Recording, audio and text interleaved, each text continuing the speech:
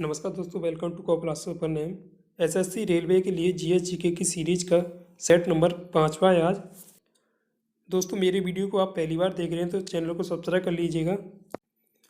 आज का पहला सवाल, मनुष्यों में ऑक्सीजन परिवहन के लिए उत्तरदायी है।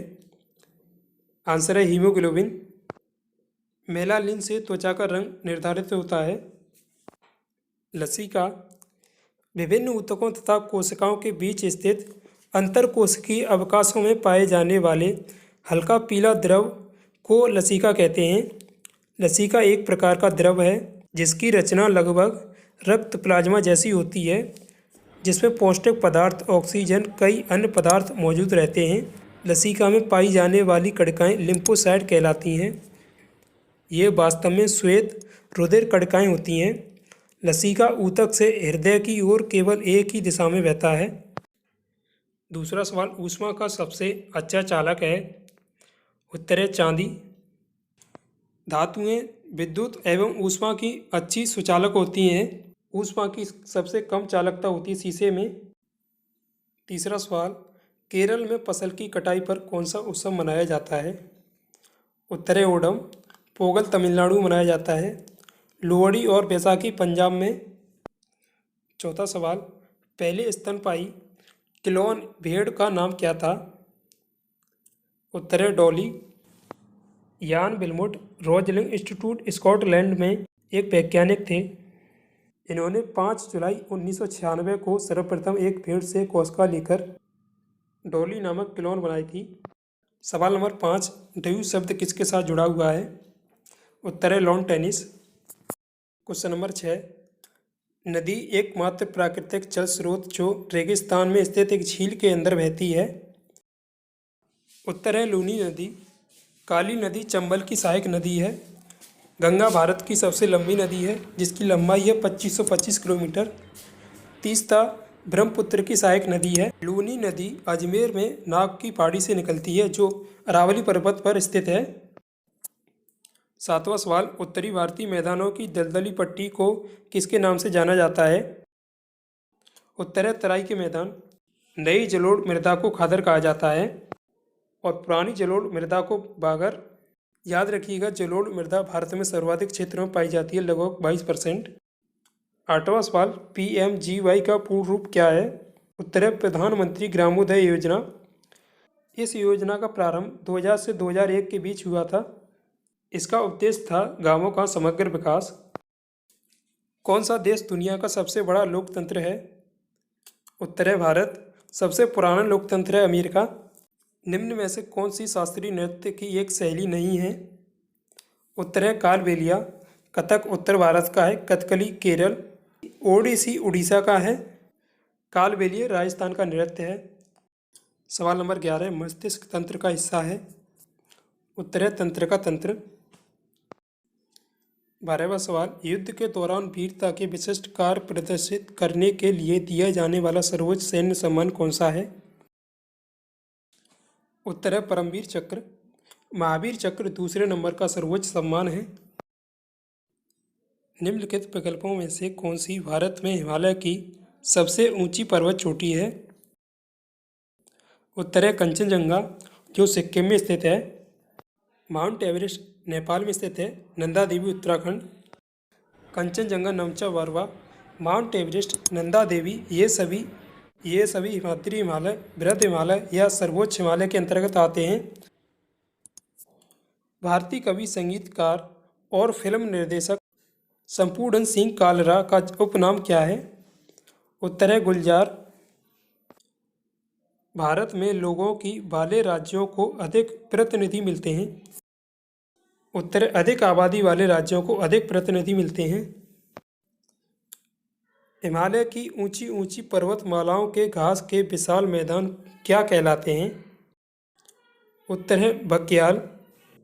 बुग्याल या प्यार हिमाचल, लघु या मध्य हिमालय में पाए जाते हैं।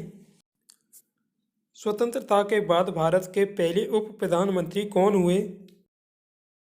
उत्तर है सरदार वल्लभ भाई पटेल।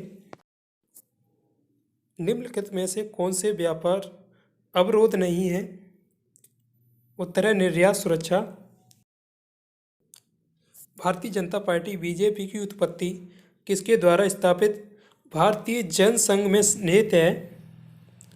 उत्तर है श्यामा प्रसाद मुखर्जी।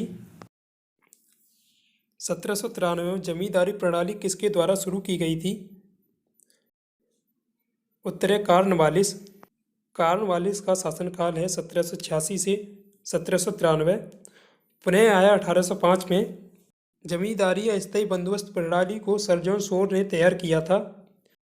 लॉर्ड कॉर्नवालिस को नागरिक सेवा का जनक भी कहा जाता है। क्लाइव बंगाल का प्रथम गवर्नर था। इसने बंगाल में द्वैध शासन लागू किया। क्लाइव का शासनकाल है 1757 से 1760, पुनः 1765 से 1767। हरित क्रांति में किसे शामिल नहीं किया गया है?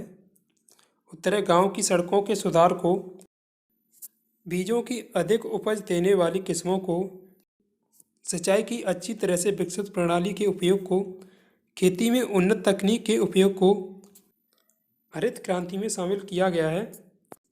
साईखोम मीराबाई चानू को 2018 में पद्मश्री मिला था।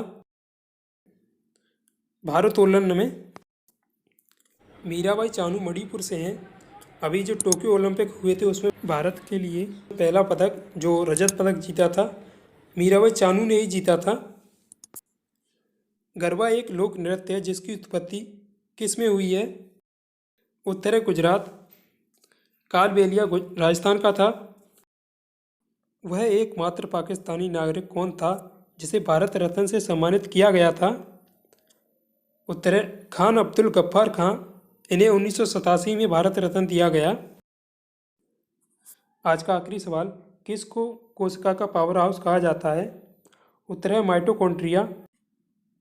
माइटोकॉन्ड्रिया की खोज अल्टमैन ने 1886 में की थी।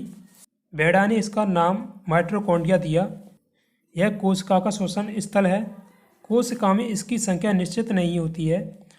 ऊर्जा युक्त कार्बन पदार्थों का ऑक्सीकरण माइटोकॉन्ड्रिया में ही होता है, जिससे काफ़ी मात्रा में ऊर्जा प्राप्त होती है। इसलिए माइटोकॉन्ड्रिया को कोशिका का शक्ति केंद्र या कोशिका का पावर हाउस भी कहते हैं। इसे यूकैरियोटिक कोशिकाओं के भीतर प्रोकैरियोटिक कोशिका माना जाता है। नोट कीजिएगा, डीएनए केंद्र के अलावा माइटोकॉन्ड्रिया व हरित लवक में भी पाया जाता है। कोशिका झिल्ली, कोशिका के सभी अवयव एक पतली झिल्ली के द्वारा घिरे रहते हैं। इस झिल्ली को कोशिका झिल्ली कहते हैं। यह अर्धपारगम्य झिल्ली होती है। इसका मुख्य कार्य कोशिका के अंदर जाने वाले एवं अंदर से बाहर आने वाले पदार्थों का निर्धारण करना है। गोल्जी कोई की खोज कैमिलो गोल्जी जो इटली के वैज्ञानिक थे उन्होंने की थी। यह सूक्ष्म नलिकाओं के समूह एवं थैलियों से बना होता है। गोल्जी कोई कॉम्प्लेक्स में कोशिकाओं द्वारा संश्लेषित प्रोटीन एवं अन्य पदार्थों की पुट्टिकाओं के रूप में पैकिंग की जाती है। ये पुट्टिकाएं गंतव्य स्थान पर उस पदार्थ को पहुंचा देती हैं। यदि कोई पदार्थ कोशिका से बाहर स्रावित होता है तो उस पदार्थ वाली पुट्टिकाएं उसे कोशिका झिल्ली के माध्यम से बाहर निकाल देती हैं। सो आशा करता हूँ दोस्तों आपको वीडियो पसंद आएगा। वीडियो को लाइक और चैनल को सब्सक्राइब अवश्य कर लीजिएगा। Thanks for watching this.